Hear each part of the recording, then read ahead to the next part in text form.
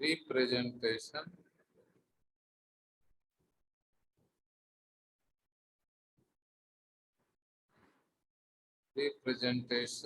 Of to dimensional vector.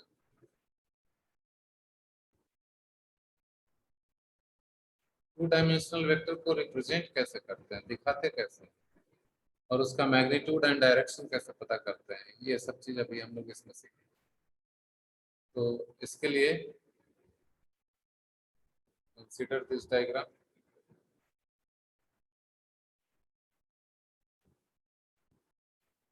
Suppose this is vector P, origin से start हुआ है और ए पे जाके एंड हुआ है।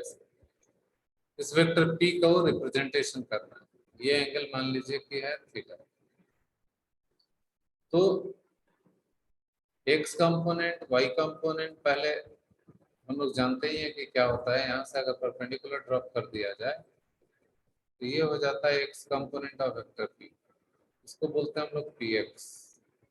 इसकी वैल्यू होती है पी कॉस थीटा, जैसा अभी आपने सीखा। और वाई कंपोनेंट चाहिए तो यहाँ से वाई एक्सिस पे परपेंडिकुलर डाल सकते हैं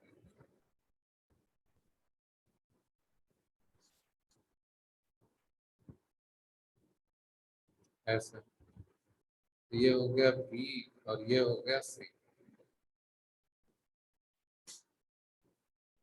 ये कहलाएगा Y component of vector P, P Y. P Y हो जाएगा पी साइन। तो यहाँ तक मैंने आपको बताया हुआ है। इट इज एक्सपेक्टेड कि यहाँ तक आप जानते हैं।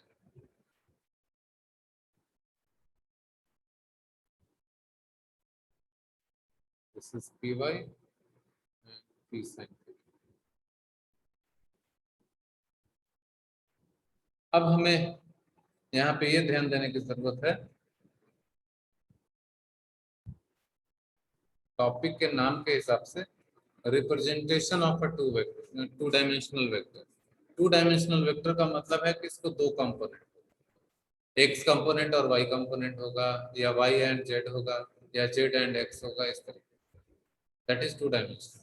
वन डायमेंशनल मतलब कोई एक ही डायरेक्शन में इसका कंपोनेंट होगा, और थ्री डायमेंशनल मतलब तीनों कंपोनेंट होगा।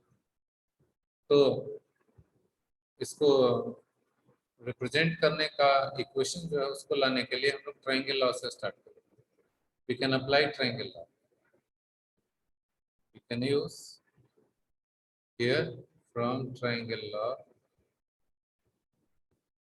अगर ट्रायंगल लॉ लगाते हैं in triangle OAB, we apply triangle law in triangle OAB.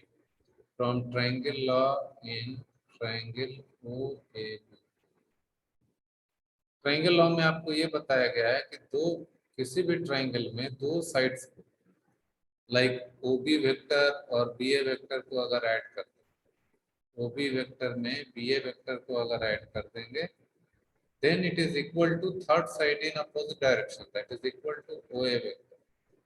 You can see OA vector is equal to OB vector plus BA vector, and OA vector is actually vector P.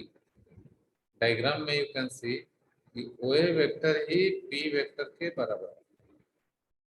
आप देख सकते हैं diagram. This equation can further be written as vector P equals, OB को हम लोग क्या करेंगे, OB एक वेक्टर है तो OB वेक्टर को इसी के मैग्नीट्यूड से डिवाइड कर रहे हैं और मल्टीप्लाई भी कर दे रहे हैं, सो दैट कि देयर इज नो चेंज। ये OB OB कैंसिल तो OB वेक्टर बच जाएगा। BA वेक्टर को भी ऐसा ही कर रहे हैं। BA वेक्टर को इसी के मैग्नीट्यूड से मैंने डिवाइड कर दिया और उसी के मैग्नीट्यूड से मल्टीप्लाई भी कर दिया, तो BA एंड BA कैंसिल हो जाएगा। तो वेक्टर P को अब लिखा जा सकता है, OB वेक्टर को अगर आपने उसी के मैग्नीट्यूड से डिवाइड कर दिया, then you will get unit vector. उसको इस तरीके से लिखते हैं हम लोग, OB वेक्टर को OB से डिवाइड कर दिया तो ये हो गया OB कैप, और ये हो गया OB वेक्टर का लेंथ। BA वेक्टर को BA से डिवाइड कर दिया तो ये बन गया BA कैप, यानी unit vector, and this is magnitude of BA। X axis के अलॉन्ग जो यूनिट वेक्टर होता है उसको हम लोग आई कैप लिखते हैं, वाई एक्सिस के अलॉन्ग जो यूनिट वेक्टर होता है उसको हम लोग जे कैप लिखते हैं। ये भी मैंने आपको बताया था कि 3 तरह के यूनिट वेक्टर्स फिजिक्स में इस्तेमाल होते हैं, i cap, j cap and k cap, each along axis x y z. तो यहाँ से ये एक्सप्रेशन बन रहा है कि vector P equals OB cap. OB cap मतलब इस डायरेक्शन का vector, that is i cap, x axis के along unit vector, that is i cap. और ओबी जो है, ये जो आपको जो ओबी दिख रहा है, ये वेक्टर ओबी का मैग्नीट्यूड है, मतलब ये कंपोनेंट है, that is P X plus B A cap, इस डायरेक्शन का unit vector parallel to I axis is J cap, तो ये हो गया जे कैप। और बी ए यहाँ से यहाँ तक का लंबाई है पी वाई के बराबर।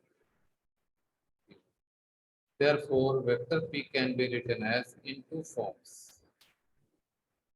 Vector P can be written as, can be expressed in two forms. पहला हो गया vector P equals Px I cap Py j cap, और Px और Py का अगर वैल्यू डाल दिया गया यहाँ से, तो this expression can be extended as P cos theta I cap plus P sin theta j cap। तो ये दो रास्ते हैं किसी वेक्टर को एक्सप्रेस करने के लिए, रिप्रेजेंट करने के लिए। ये वेक्टर p का इक्वेशन बन गया। This is equation of, this is the way we can represent a given vector p, two dimensional vector p in this formats. पहला फॉर्मेट है px i cap plus py j cap, और दूसरा format है p cos theta i cap plus p sin theta j cap. ये दो तरीका है उसको रिप्रेजेंट करने का। वेक्टर p को ऐसा रिप्रेजेंट तो करेंगे, अब उसका मैग्नीट्यूड और डायरेक्शन कैसे बताएंगे वो आपको यहाँ बता दें। Magnitude and direction, magnitude and direction of vector p।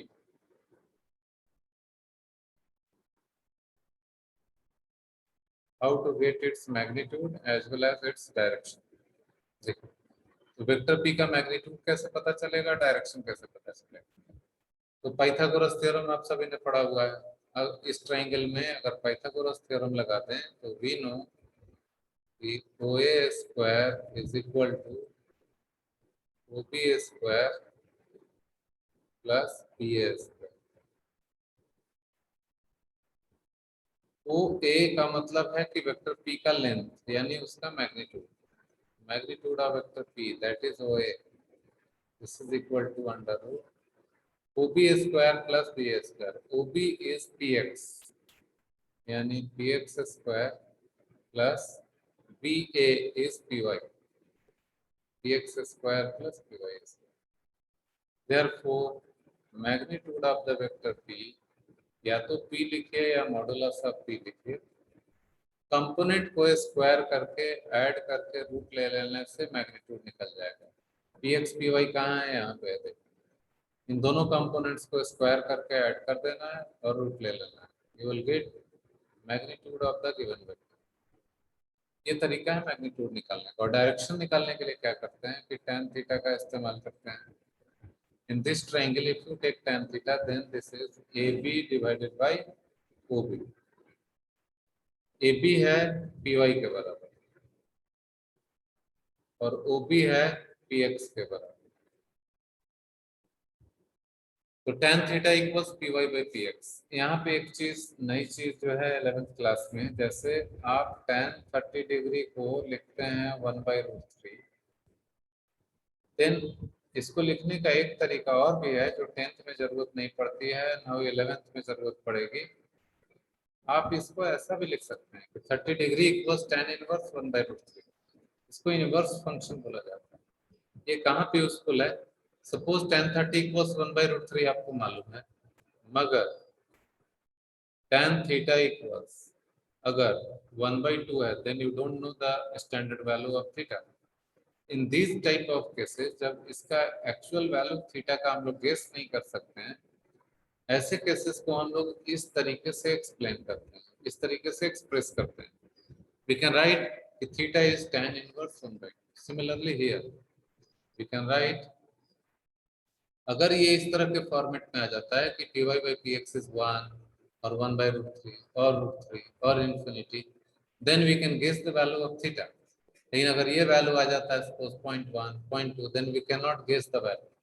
उस केस में हम लोग आंसर कैसे लिखते हैं एंगल का? tan inverse py upon px. This is the formula for direction. तो वेक्टर p का मैग्नीट्यूड निकालना हो तो ये इक्वेशन यूज करेंगे, उसका एंगल x एक्सिस के साथ यानी कि डायरेक्शन निकालना हो तो ये सेकंड इक्वेशन यूज करेंगे. This is we can get magnitude as well as direction.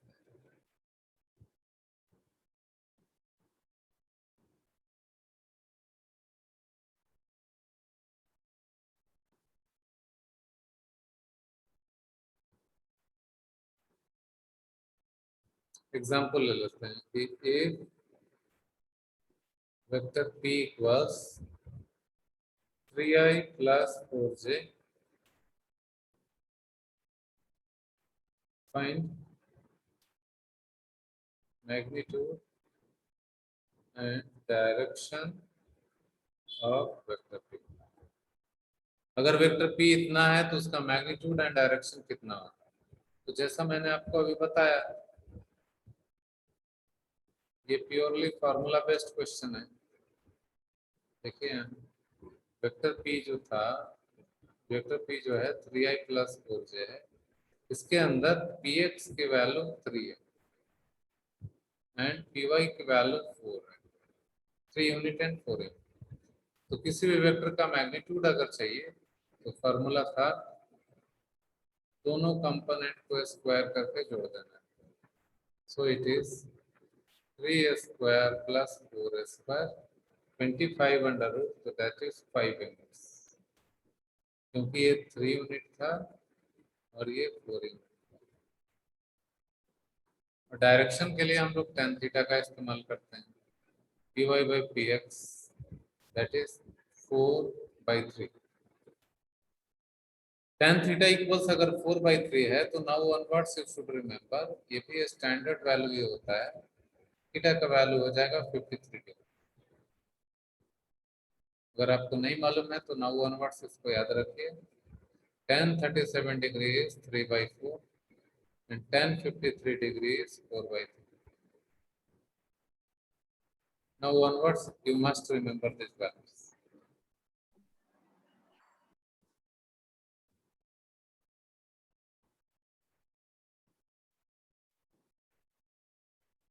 चलिए ये क्वेश्चन आप लोगों को दे रहे हैं. If vector A equals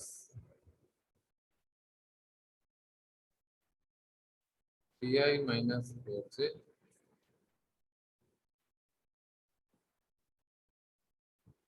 find magnitude and direction of vector A.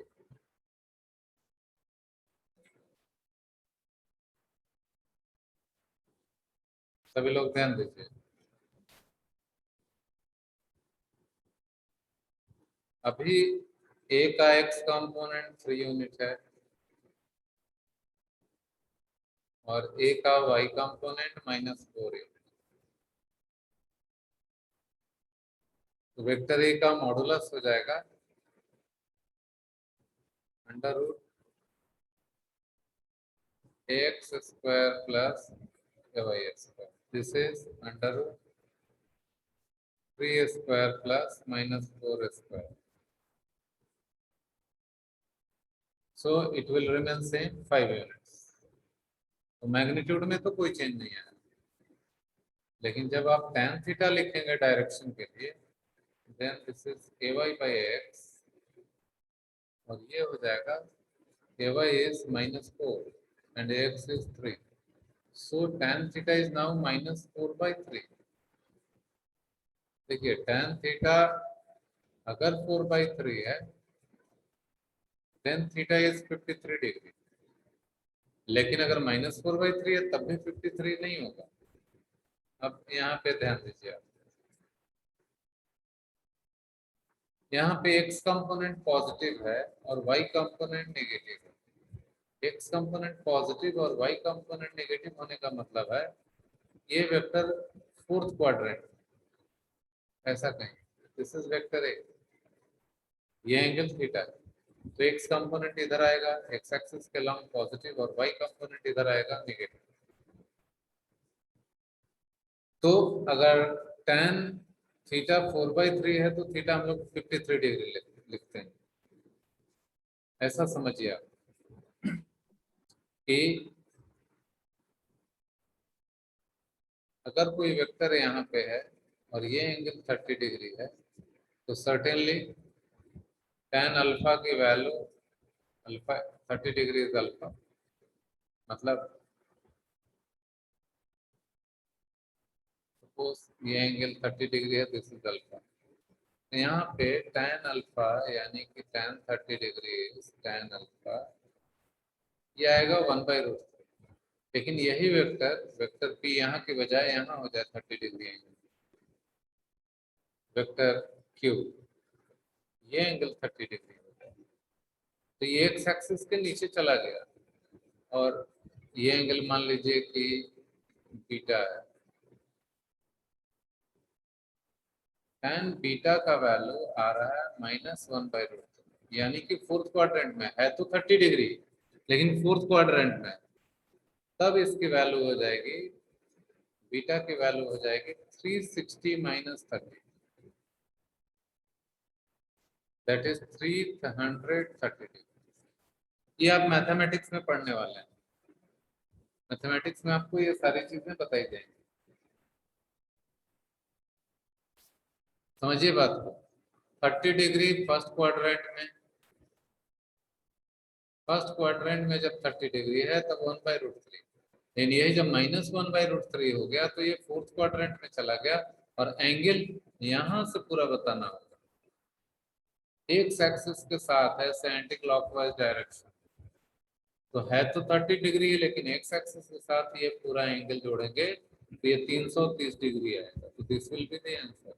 Similarly यहाँ करना पड़ेगा, 53 डिग्री तो यहाँ आता था, ये फोर्थ क्वाड्रेंट में चला गया, यानी कि यहाँ पे थीटा का वैल्यू हो जाएगा 360 degree -53 degree, that is equal to 307 degree.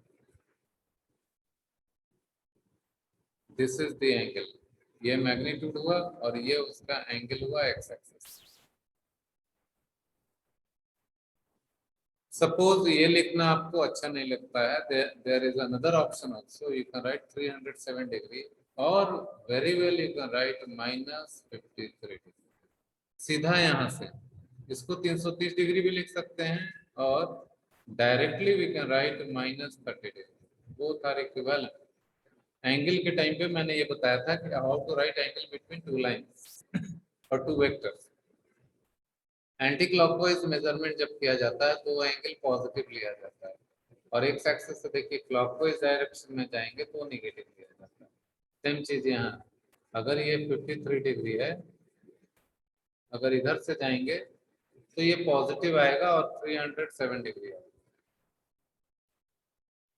तो सर 307 इसको -50 डिग्री भी 53 डिग्री भी बोल सकते हैं, -50 हाँ डिग्री बिल्कुल, भी हो सकता है। हाँ यहाँ लिखा है ना, अगर यहाँ से आप ऐसे जाएंगे तो ये क्लॉकवाइज हो गया, क्लॉकवाइज एंगल्स नेगेटिव होता है, तो 53 लिख के माइनस साइन लगा दो। कि clock This this okay is sir. this is rule only. Clockwise, all the clockwise angles measured will be treated as negative, and anti-clockwise measurement of angles are treated as positive. ये rule है। Sir ये rule next question जो है,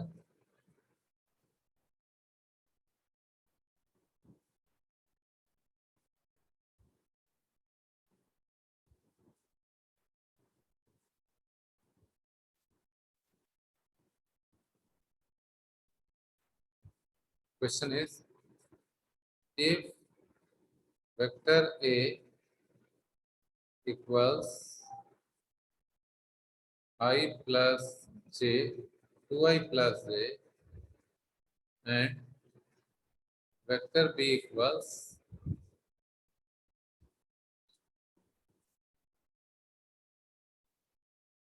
इसको कर लेते हैं I minus 5j।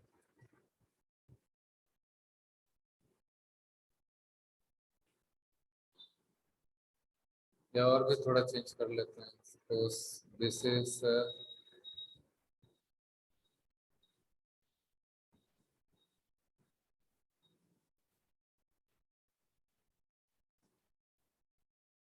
vector b is 5I minus 8j।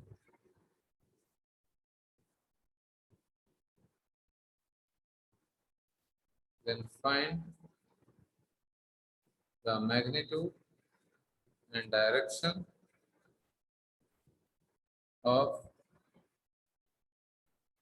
resultant of these two vectors. These two vectors. Vector A और बी का जो रिजल्टेंट होगा उसका मैग्नीट्यूड और डायरेक्शन आप लोगों को बताना। तो अभिनीत देखो, मैं इस पे आपको शुरुआती जो हिंट है वो मैं दे रहा हूँ। Resultant of A and B vector का मतलब होता है कि दोनों वेक्टर का वेक्टर सम ले लिया जाए, ए प्लस बी कर दिया जाए, just like algebraic calculation.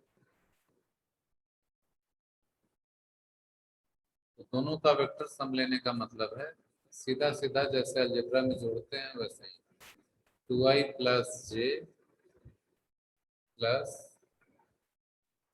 5i minus 8j 5i minus 8j add करने के बाद रिजल्टेंट वेक्टर आ गया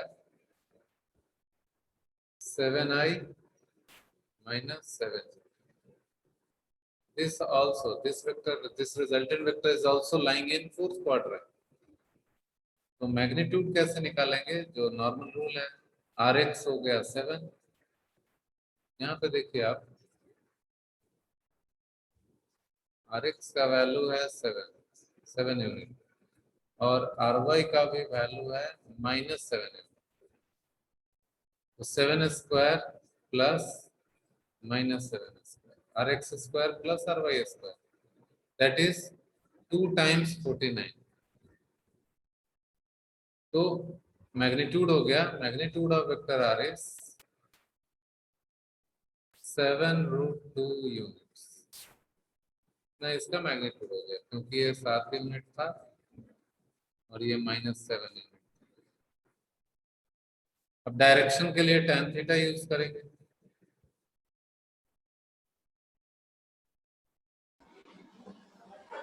tan थीटा हो जाएगा Ry by Rx। This is -7 by +7 -1। और हमें मालूम है कि y component negative, x positive means fourth quadrant, therefore theta we can write -45 और 360 minus 45 that is 315 डिग्री। इन दोनों में से कोई भी आंसर हम लोग बोल सकते हैं।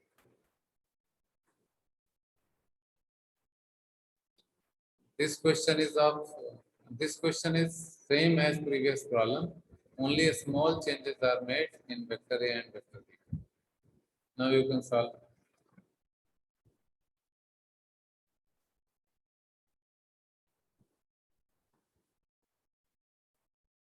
मैं आप लोगों को याद दिलाता हूँ कि इस केस में कौन सा क्वाड्रेंट में रिजल्टेंट आएगा, -2i minus 5i minus 7i and -j plus 8j 7j। ऐसा आ गया। x component is negative and y component positive है। देखिए Rx is -7 unit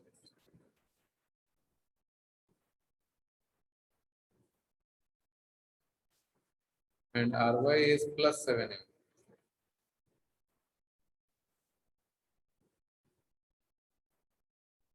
तो मैग्नीट्यूड तो सेम आ गया 7√2।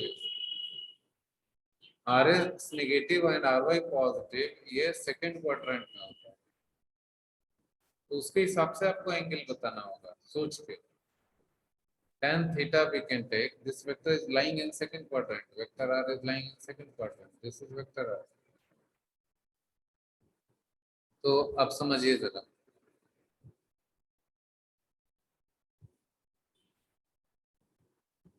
सर 135 डिग्री 135 डिग्री में भी करेक्ट, करेक्ट लग रहा है, लेट अस सी।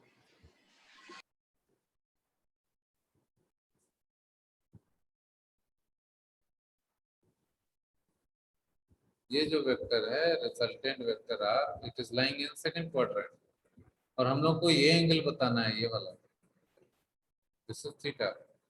तो tan थीटा की वैल्यू लिखेंगे R Y by R x,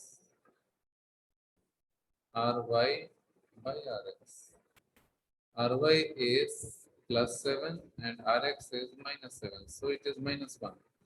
तो थीटा कैन बी, माइनस आ गया तो 41 रहता तो 45 डिग्री, -1 आ गया और सेकंड क्वाड्रेंट है तो 180 माइनस 45 होता है, 180 माइनस 45 हो जाएगा 135, या 45 में 90 जोड़ देने से आ जाएगा। this value, how to judge कि this is 135, we will study in mathematics, very soon you will get the idea कि ये सब वैल्यू कैसे डिसाइड करते हैं। ये एंटी क्लॉकवाइज डायरेक्शन था इसलिए पॉजिटिव है, और alternatively we can take clockwise angle also, this if theta is 135 then this is minus of 360 minus 135, और we can write 360 में से 135 घटा दीजिए तो ये हो जाएगा 255 डिग्री विथ माइनस साइन। दोनों में से कुछ भी लिख सकते हैं, नहीं 255 नहीं होगा, सब्ट्रैक्ट करेंगे तो 25 आएगा, 225 डिग्री, दोनों को मिलाने से 360 हो जाना चाहिए। यस सर, वही आंसर है -225। तो ये भी करेक्ट है, ये भी करेक्ट है। आइडिया आ गया कि नहीं? Yes sir.